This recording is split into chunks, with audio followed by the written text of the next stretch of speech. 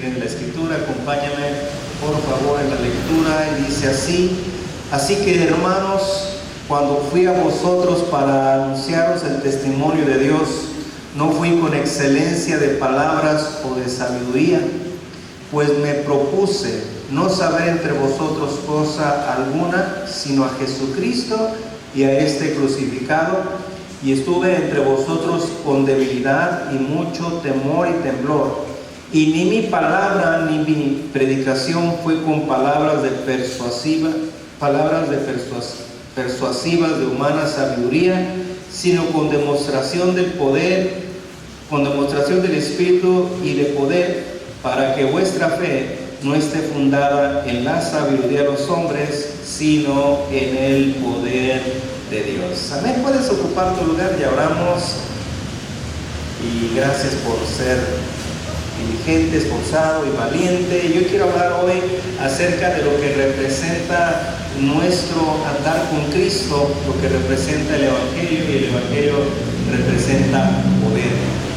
Y Pablo está casi introduciendo su primer carta a la iglesia de los Corintios, una iglesia que se fundó en personas de vasto conocimiento, de entendimiento humano, y que cuando llega a predicar el Evangelio no existía una iglesia, no llegó como un visitante a la congregación, llegó para introducir el mensaje. Él dice: me propuse no saber otra cosa sino solamente a Jesucristo y a este crucificado. Así que yo quiero decirles lo importante que es el hecho de que tú y yo seamos un testimonio en el lugar donde nos encontremos, un testimonio de Jesucristo.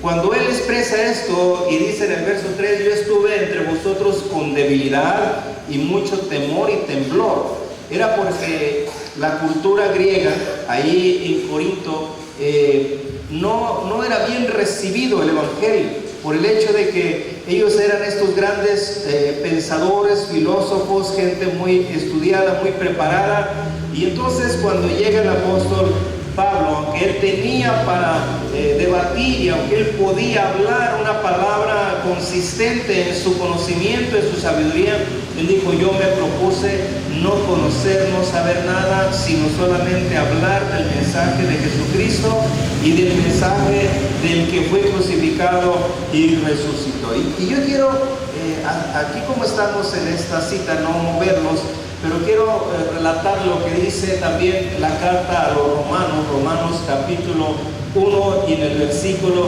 16 dice: porque no me avergüenzo del Evangelio, porque el Evangelio es poder de Dios para salvación a todo aquel que cree.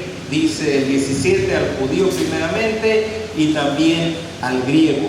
Entonces tenemos algo muy similar, algo muy semejante aquí en este pasaje, en este versículo 4. Dice: y ni mi palabra ni mi predicación fue con palabras persuasivas de humana sabiduría, sino con demostración del Espíritu y de poder.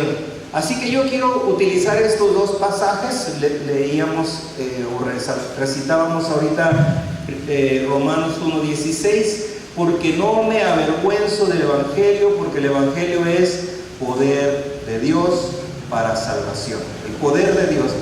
Y lo que yo veo en este versículo 16 de Romanos 1 es que está hablando acerca de que el Evangelio es poder. Desde luego es un poder que trae cambios, que trae transformación.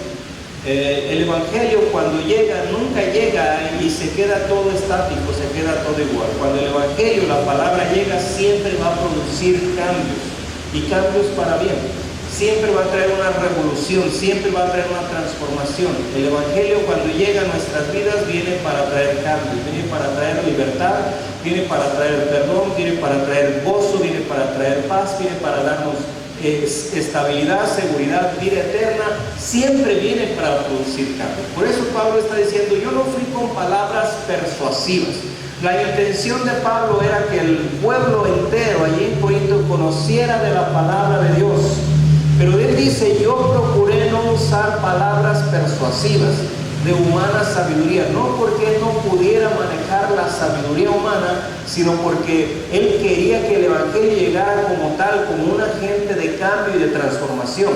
Y si nosotros le introducimos nuestras palabras persuasivas, queriendo que la gente, o queriendo hacerle más fácil la comprensión y el entendimiento a la persona para que reciba a Cristo, para que reciba y acepte a Jesús, entonces estamos de alguna manera diluyendo el mensaje poderoso de la cruz, ¿sí?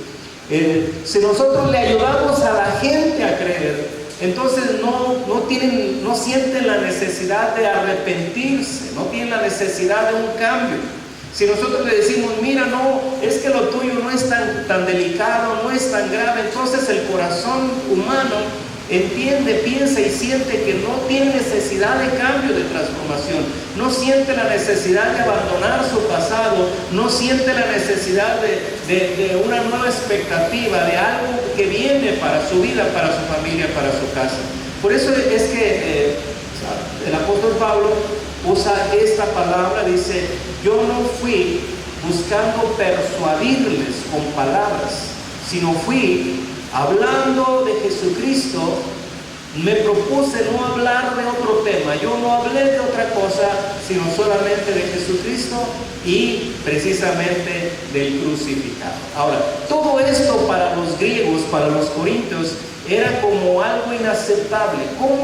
¿Cómo es que les iba a predicar las buenas noticias? ¿Cómo es que les iba a predicar un mensaje que iba a traer cambio y transformación a sus vidas cuando les iba a hablar de un líder que había sido crucificado, de un líder que según sus pensamientos humanos había fracasado?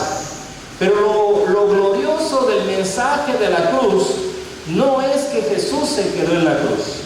Lo glorioso de este mensaje es que esa tumba se quedó vacía, que Jesucristo se levantó al tercer día y que en esta resurrección viene un poder sobrenatural que se derrama a todo el que cree, sin excepción, ¿verdad? Dice que al judío y al griego de la misma manera viene para traer cambios y transformación. Y esto es lo que estamos viendo aquí en este pasaje. Vuelvo a retomar un poquito el verso 1, así que hermanos, cuando fui a vosotros para anunciaros el testimonio. Ahora, esto le está hablando después de algún tiempo.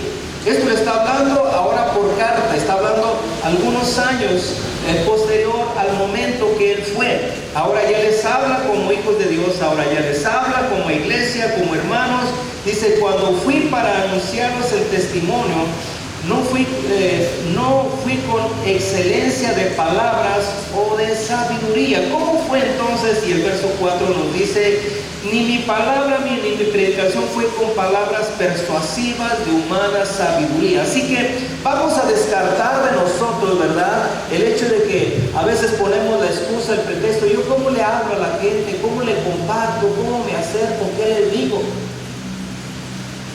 Y él que tenía la capacidad de hacerlo, él descartó todo esto para hacerlo de la única manera, de la única forma que es válido, que es bueno, que es conveniente y va a producir los resultados convenientes. Es hablando de Jesucristo y hablando de lo que Jesucristo ha hecho en nuestras vidas.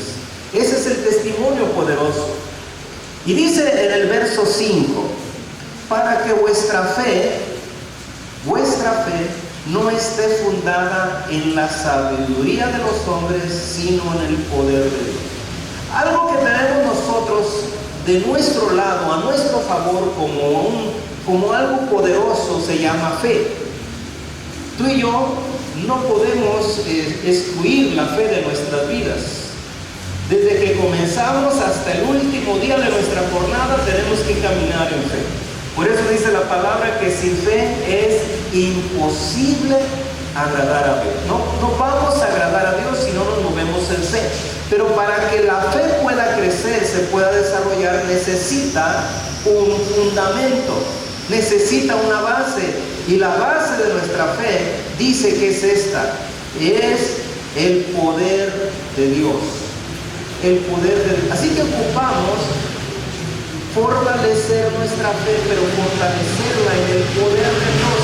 ¿Cómo es que nosotros avanzamos, crecemos en el poder de Dios. Y vuelvo a retomar Romanos capítulo 1, versículo 16, y lo primero que dice ahí: porque yo no me avergüenzo.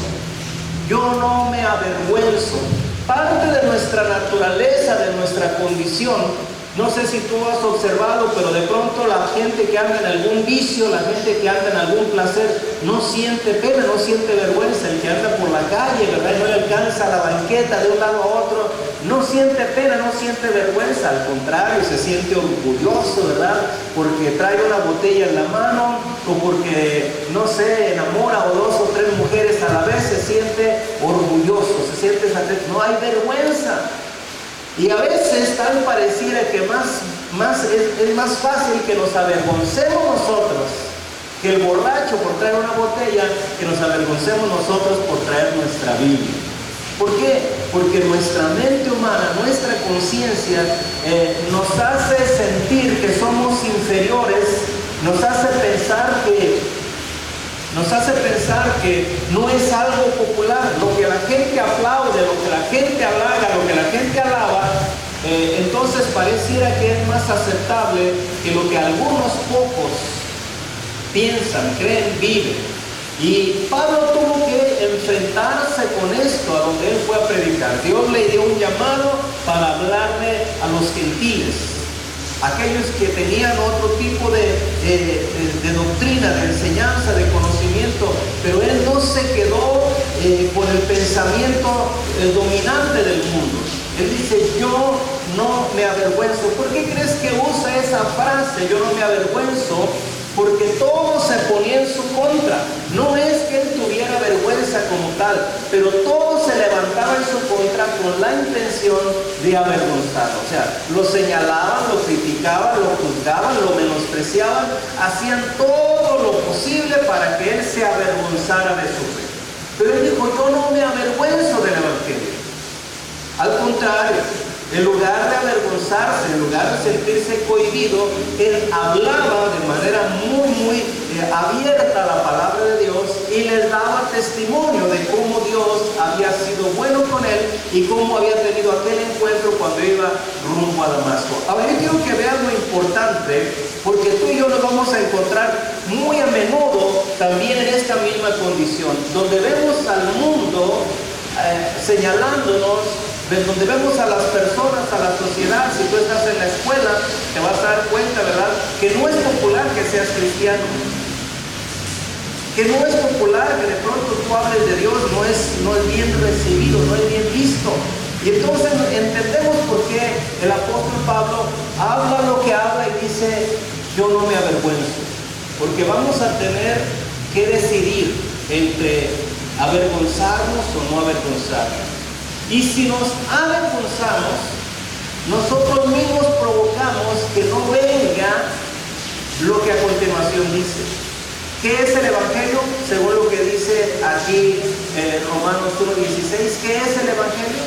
Dice que es poder de Dios. Y muchas veces nosotros, sin pensarlo, sin quererlo, limitamos el poder, la manifestación del poder de Dios, porque nosotros cuando estamos ahí, puede ser que a diferencia de Él, sí sintamos alguna vergüenza, alguna pena.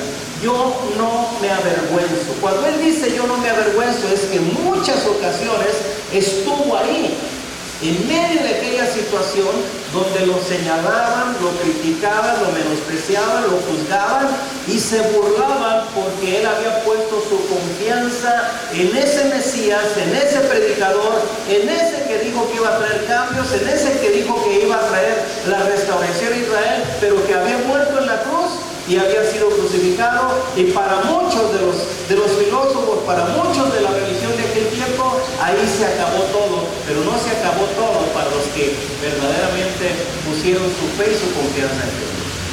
Y muchas veces nosotros, ¿verdad?, las personas de nuestro alrededor te van a decir: ¿para qué vas tanto a la iglesia? ¿Para qué tanto orar? ¿Para qué tanto leer la Biblia? ¿Para qué tanto involucrarte en estas cosas? Mira, goza la vida, diviértete, estás joven. Y si de pronto tienes algún problema, hasta le van a atribuir desde que empezaste a ir a la iglesia, creo que tienes más problemas. Y nosotros tenemos que tomar la decisión. Vamos a permitir que la vergüenza, que la burla, que el menosprecio se apodere de nuestros pensamientos, o le vamos a dar la oportunidad a Dios para que Él derrame un mayor nivel de poder y autoridad sobre nuestras vidas. Lo que está diciendo aquí Pablo a los Corintios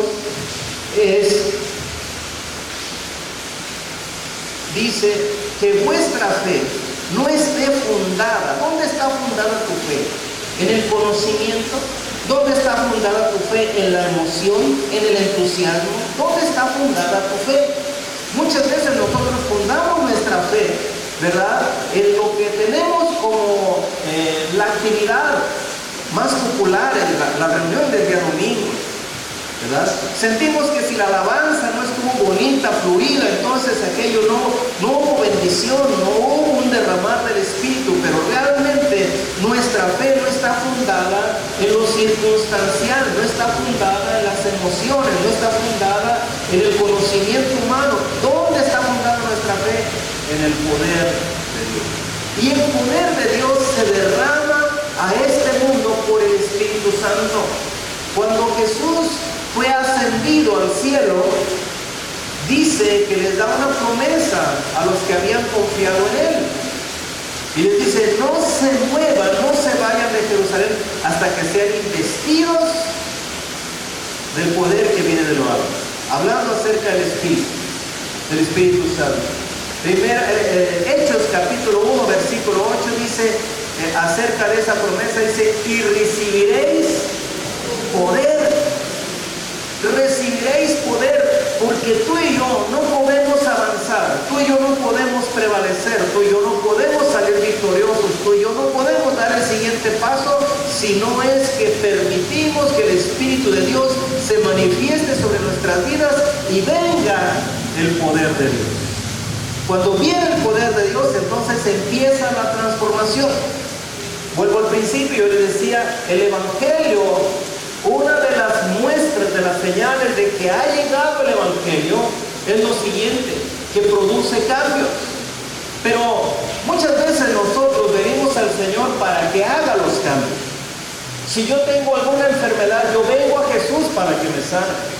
Si yo tengo algún problema familiar, yo vengo a Jesús para que resuelva el problema familiar. Si yo tengo alguna situación económica, yo vengo a Jesús. Pero déjame te digo que el poder no opera en lo que está a nuestro alrededor, el poder opera en nosotros.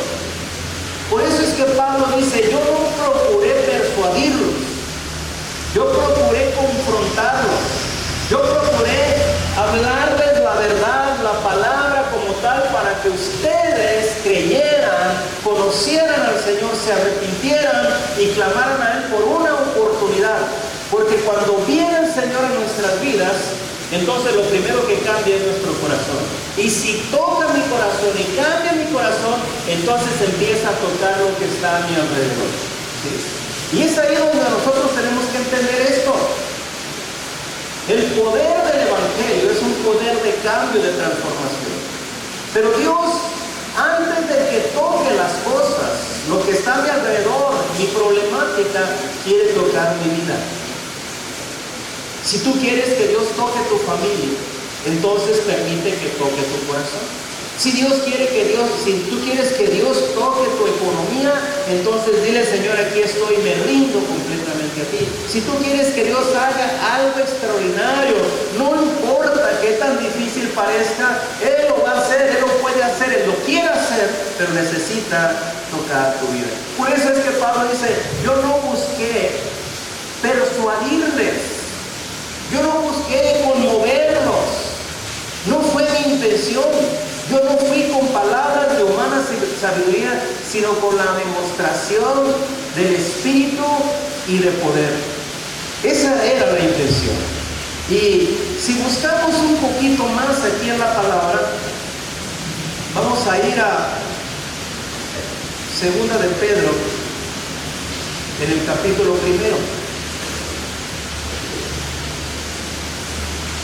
Casi a la parte final de la Biblia, Segunda de Pedro, en el capítulo 1.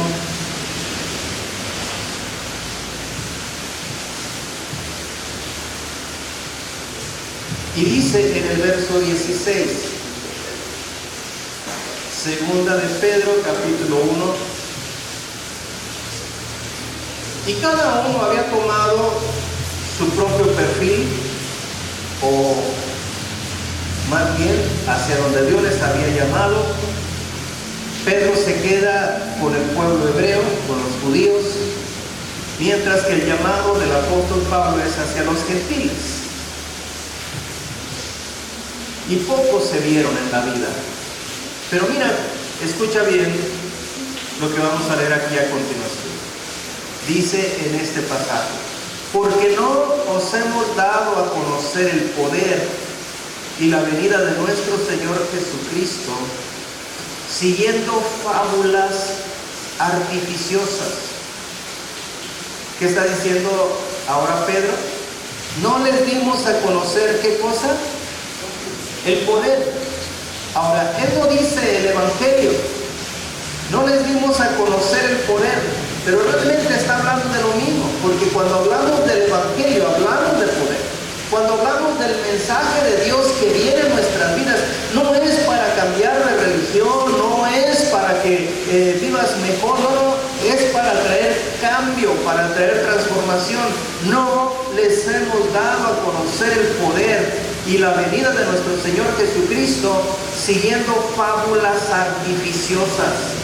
Vuelve otra vez, está diciendo, no quisimos usar la persuasión, no quisimos usar las fábulas, los cuentos, sino como habiendo visto con nuestros propios ojos su majestad. Él está diciendo, yo fui testigo, mis ojos vieron la majestad, mis ojos vieron la gloria de Dios. Y entonces él hace referencia. Ahí en ese verso 17 empieza a hacer referencia, dice, pues cuando él, hablando de Jesús, pues cuando él recibió gloria, le fue enviada desde la magnífica gloria una voz que decía, este es mi Hijo amado, en el cual tengo complacencia. Ahora, verso 18 dice casi lo mismo. Y nosotros oímos esta voz enviada del cielo cuando estábamos con él en el santo monte. Ahora déjame te digo que está hablando de dos pasajes, de dos acontecimientos. El primero de ellos se encuentra en el Evangelio de Mateo. En el Evangelio de Mateo, capítulo 3, cuando Jesús es bautizado. Dice el verso 3, entonces Jesús vino de Galilea a Juan al Jordán para ser bautizado por Juan. Mas Juan se le oponía diciendo, yo necesito ser bautizado por ti, y tú vienes a mí. Pero Jesús le respondió, deja ahora, porque así conviene que cumplamos toda justicia. Entonces le dejó. 16. Y Jesús, después que fue bautizado, subió luego del agua, y aquí los cielos le fueron abiertos, y vio al Espíritu de Dios que descendía como paloma y venía sobre él. Y dice el 17, el último verso del capítulo 3. Y hubo una voz de los cielos que decía, este es mi Hijo amado, en quien tengo complacencia. ¿Por qué el Padre tenía complacencia en Jesús? Podemos decir, bueno, porque era su hijo. No, pero más que porque era su hijo, porque él estaba cumpliendo la justicia. Porque él estaba haciendo todo de manera ordenada, porque él estaba haciendo todo como entendía y sabía que era la voluntad del Padre. Así que el verso 17 tiene que ver con este 3:17 de Mateo. Te lo vuelvo a leer. Pero cuando él recibió de Dios Padre honra y gloria, ahí, cuando fue levantado de las aguas del Jordán, dice, le fue enviada desde la magnífica gloria una voz que decía, este es mi Hijo amado, en quien tengo complacencia. Eso es lo que está diciendo. Luego nos vamos al verso 18, y el verso 18 continúa y dice lo siguiente. Entonces y nosotros oímos esta voz enviada del cielo cuando estábamos con Él en el Monte Santo. Ahora, lo que está hablando es capítulo 17 de Mateo. Dice lo siguiente, verso 1. 6 días después, Jesús tomó a Pedro y a Jacobo y a Juan su hermano y lo llevó aparte. ¿A dónde? A un monte alto. Y se transfiguró delante de ellos y resplandeció su rostro como el sol, y sus vestidos se hicieron blancos como la luz. Y aquí les aparecieron Moisés y Elías hablando con él. Dice el verso 4, entonces Pedro dijo a Jesús, Señor, bueno es para nosotros que estemos aquí. Si quieres, hagamos aquí 3 enramadas, una para ti, otra para Moisés y otra para Elías. Y dice el verso 5, y mientras él, hablando de Pedro, aún hablaba, una nube de luz los cubrió, y aquí, escucha, una voz desde la nube que decía, este es mi Hijo amado, en quien tengo complacencia, a él oír. Sí, entonces Pedro, hablándole a los creyentes, a la iglesia, a los que estaban saliendo de la idolatría, de las tradiciones, de la religión judaica, entonces Él les habla y les dice, no les dimos a conocer el poder y la venida de nuestro Señor Jesucristo siguiendo fábulas artificiosas. O sea, no estamos tratando con la mente, no estamos tratando con el pensamiento, no nos queremos envolver de manera pasional, sino quisimos hablarles acerca de la venida de nuestro Señor Jesucristo, de la manifestación de Dios sobre esta tierra en la persona del Hijo de Dios, de Jesucristo. Y dice, porque nosotros fuimos testigos cuando esa voz se escuchó del cielo, cuando ese cielo se abrió y cuando el Espíritu Santo vino como paloma en Jesús y posó sobre él, escuchamos esa voz por primera vez diciendo, este es mi Hijo amado en quien tengo complacencia. Y dice, y luego cuando estábamos en el monte, ahí en ese lugar, volvimos a escuchar esta voz mientras estábamos ahí con él. ¿De qué estamos hablando aquí? Acerca de que lo que tú estás viviendo no es solamente una religión. Lo que tú estás viviendo no solamente es un sistema. Lo que tú has creído, lo que tú has recibido, no solamente es el legado de alguien que te habló cosas buenas, cosas de la palabra, sino lo que estamos viviendo es una comunión con el Espíritu Santo, lo que estamos viviendo es una relación con Jesucristo, lo que estamos viviendo es la oportunidad de que caminemos cada día y el poder de Dios se esté manifestando. Porque el poder de Dios no solamente se quiere manifestar para nosotros, y qué bueno, pero el poder de Dios se quiere manifestar a través de nosotros. Y nos quedamos muy cortos cuando solamente nos presentamos a Dios como necesitados de Él. Nos quedamos muy escasos cuando solamente venimos a Dios como esperando que Él haga algo sobre nuestras vidas. Y esto es correcto. Desde luego, nadie más que Dios nos puede ayudar. Pero si mi pensamiento, si mi mentalidad es, yo soy una persona demandante, una persona necesitada, una persona que adolece, que busca a Dios para que me ayude, para que me bendiga, y solamente pienso eso, entonces no crezco.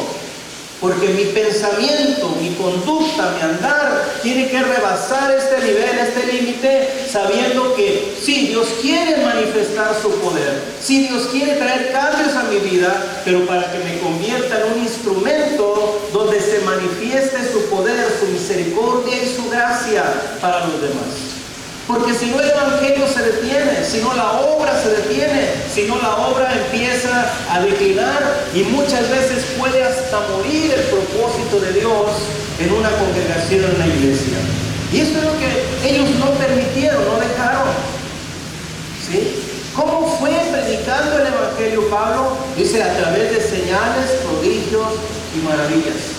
Llegaba donde había una persona enferma y oraba y declaraba sanidad y el enfermo sanaba. Llegaba a algún lugar donde había situaciones, enfermedades, problemas, y él ahí estaba. Llegaba a algún lugar donde había persecución y él no salía huyendo. Y dice que inclusive en algunos momentos de dificultades, ¿verdad?, de naufragios, etcétera, allí estaba el presente y allí estaba el poder de Dios acompañándole para manifestar la gracia de Dios y para hablar la palabra de Dios, ¿sí? En uno de los naufragios dice que llega y se quedan varados en una isla donde dice que recogiendo algunos leños para calentarse después de la tormenta, le muerde una serpiente.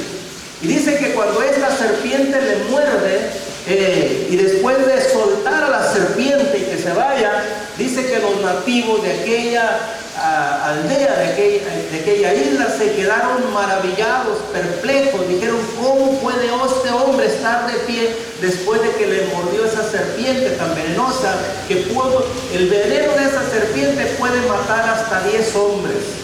Pero él no le hizo absolutamente nada. Qué maravillosa oportunidad para hablarle el por qué su vida estaba resguardada. Porque en su vida, porque en su corazón, porque en su ser estaba el poder de Dios. Ese poder está en ti, está en mí, está en nosotros. No recibiste solamente una ideología, no recibiste solamente un mensaje, recibiste a la persona de Jesús para que viniera a tomar el control de tu vida. Él habita, Él mora dentro de ti, tú eres templo del Espíritu Santo. Ahora, el mundo sigue en nuestra contra, sí, y así va a estar por siempre. No somos del mundo, recuerda, no somos del mundo, estamos en el mundo, pero no somos del mundo. Nunca esperes que el mundo te acepte con tu vida entregada a Cristo. Y es más, si un día el mundo te acepta viviendo para Cristo, ten mucho cuidado, porque quizás no está viendo a Jesús en ti, está viendo solamente una religión. Porque siempre el mundo nos va a rechazar, porque el mundo tiene un gobernante, porque el mundo tiene un Señor. Nosotros tenemos uno distinto.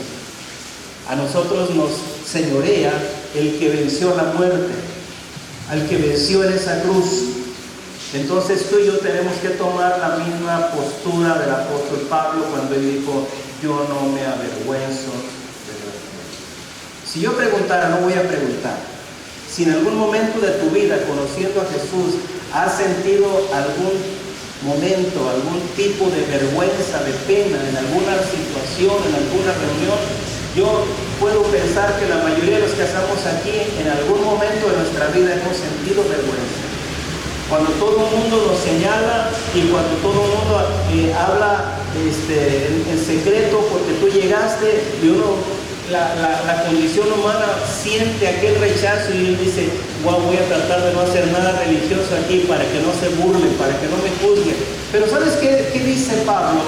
¿Sabes qué piensa Pablo? ¿Sabes cómo vivió? Él dijo: yo no me avergüenzo, porque lo que he recibido y lo que he creído es el poder de Dios. Ahí está el poder de Dios. Es un poder que trae cambios, es un poder que trae manifestación, es un poder que no se limita. Pero muchas veces nosotros lo podemos limitar cuando no estamos bien ubicados. Y yo quiero en esta noche que este mensaje se quede en tu corazón.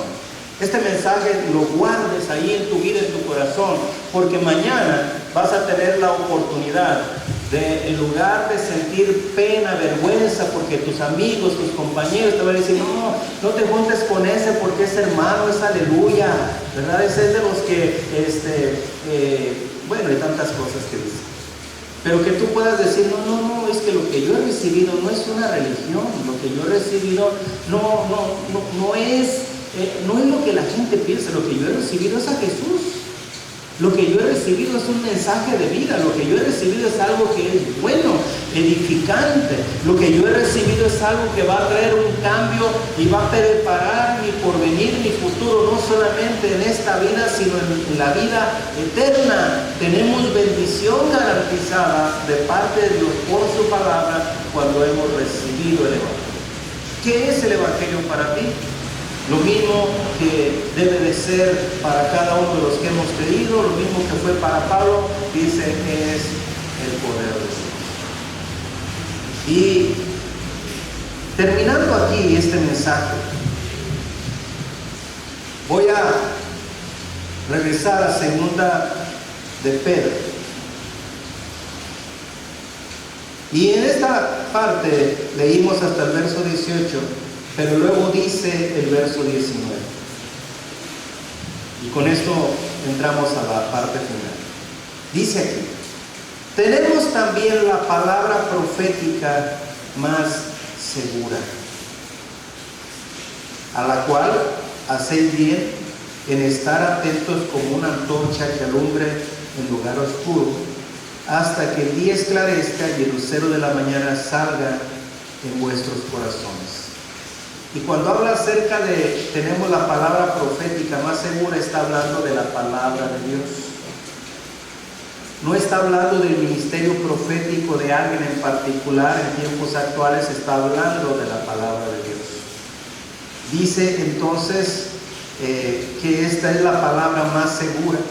El verso 20 dice, entendiendo primero esto, que ninguna profecía de las Escrituras es de interpretación privada. Lo que está diciendo aquí, yo no voy a interpretar las Escrituras a mi propio juicio, yo no voy a interpretar las Escrituras a lo que me convenga, yo voy a tomar la palabra como tal, yo voy a tomar la palabra y la misma palabra se interpreta a sí misma, el contexto de la palabra. Y luego dice el verso 21, porque nunca la profecía fue traída por voluntad humana, sino que los santos hombres de Dios hablaron siendo inspirados por el Espíritu Santo. Por eso es que la palabra de Dios no cambia y no pasa de moda, sigue teniendo el mismo poder, sigue teniendo la misma autoridad y sigue teniendo el mismo efecto.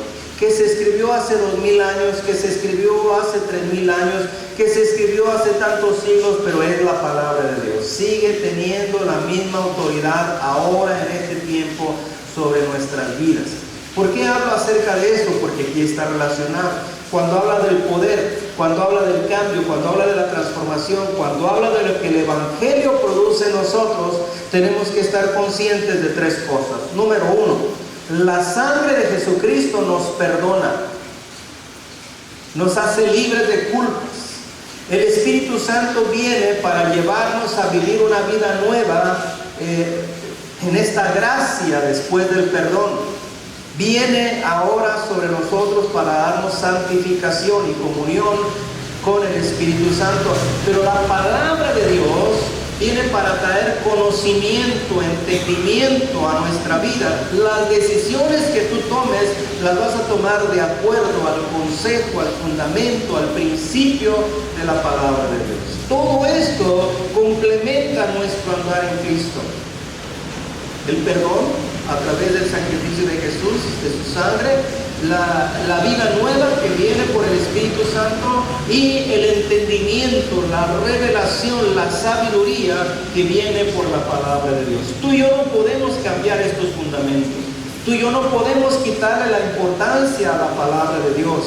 Por eso es que necesitamos ser extremadamente centrados, bíblicos en nuestra fe, para no errar. Por eso el apóstol Pablo le da la importancia aquí, y con esto cierra este capítulo y dice, tenemos también la palabra profética más segura. Qué bueno que Dios levante ministerios proféticos. Qué bueno que aquí en casa Dios pueda levantar ministerios proféticos. Es parte de nuestra oración que Dios mueva y levante ministerios proféticos. Pero no vamos a estar confiando ciegamente en los profetas, y no importa qué tan acertados son, vamos a estar confiando en la palabra. Y si Dios levanta ministerios proféticos, entonces no pasa de moda la palabra. Al contrario, los ministerios proféticos van a estar siendo guiados, conducidos por la palabra. ¿Sí? Porque esta es la palabra profética más segura. Esta nunca va a pasar, esta nunca va a dejar de ser nuestro fundamento, nuestra base.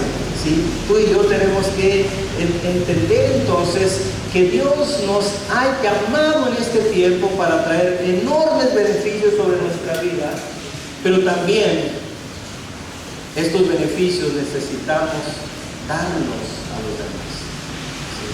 Entonces el Evangelio es un agente de cambio y de transformación. El Evangelio no es una religión, el Evangelio no es un mensaje, el Evangelio es transformación, el Evangelio es cambio. ¿Sí? Entonces yo quise tomar estos pasajes, ahí en 1 Corintios capítulo 2, dice: cuando fui a ustedes para anunciarles el mensaje, no fui con palabras persuasivas de humana sabiduría, sino con la demostración y el poder del Espíritu Santo, para que vuestra fe no esté fundada sobre la sabiduría humana, el conocimiento humano, sino en el poder de Dios. ¿Sí? ¿Dónde va a estar fundada nuestra fe? En el poder de Dios, en Dios. Cada día necesitamos no solamente tener fe en Dios, sino ver la manifestación del poder de Dios, provocar la manifestación de Dios, porque eso aumenta nuestra fe y eso le da fe a aquel que no ha conocido, a aquel que no ha creído. Cuando Jesús iba a algún lugar y empezaba a hablar, dice que luego enseguida empezaba a sanar a los enfermos. No solamente hablaba del amor de Dios, no solamente hablaba del poder de Dios, manifestaba el poder de Dios. ¿Qué pasaba cuando había esa manifestación del poder de Dios? La gente venía, la gente corría, la gente creía. ¿Qué pasó cuando Jesús llegó a Samaria? Pasando ahí se encuentra aquella mujer en el pozo de Jacob, ¿verdad? La mujer se maravilla de lo que Jesús hablaba a su vida, pero cuando ella fue a la aldea y vinieron aquellos hombres de la ciudad a ver lo que había encontrado, luego aquellos hombres dijeron: ya no creemos por su palabra, ahora creemos por lo que nosotros hemos visto y hemos oído. ¿Por qué? Porque este es el mensaje del Evangelio. El mensaje del Evangelio nos toca, nos salva, nos cautiva, nos transforma, pero se convierte en algo que no se detiene. Es como un río que sigue haciendo esta misma obra. Sí, y tú y yo entonces no nos vamos a limitar. No solamente vamos a venir a Dios y decirle: Señor, ayúdame en mi necesidad. Y desde luego que Dios nos quiere ayudar en todas nuestras necesidades. Pero el Evangelio viene para traer cambios y transformación. ¿Hasta dónde hemos permitido, hasta dónde has permitido que esos cambios se hagan sobre tu vida, en tu persona, en tu manera de ser, en tu forma de pensar? ¿Hasta dónde has permitido que estos cambios se realicen? Y ese es el problema, que a veces nosotros, cuando no permitimos que el Evangelio nos transforme, entonces el Evangelio se detiene, la obra se detiene. Y no solamente se detiene para mí, se detiene para mí. Por eso Pablo, y ya con esto termino, ponte sobre tus pies, está diciendo: yo no me avergüenzo del Evangelio. Si tú y yo nos avergonzamos del Evangelio, entonces no sucede lo que él a continuación declara.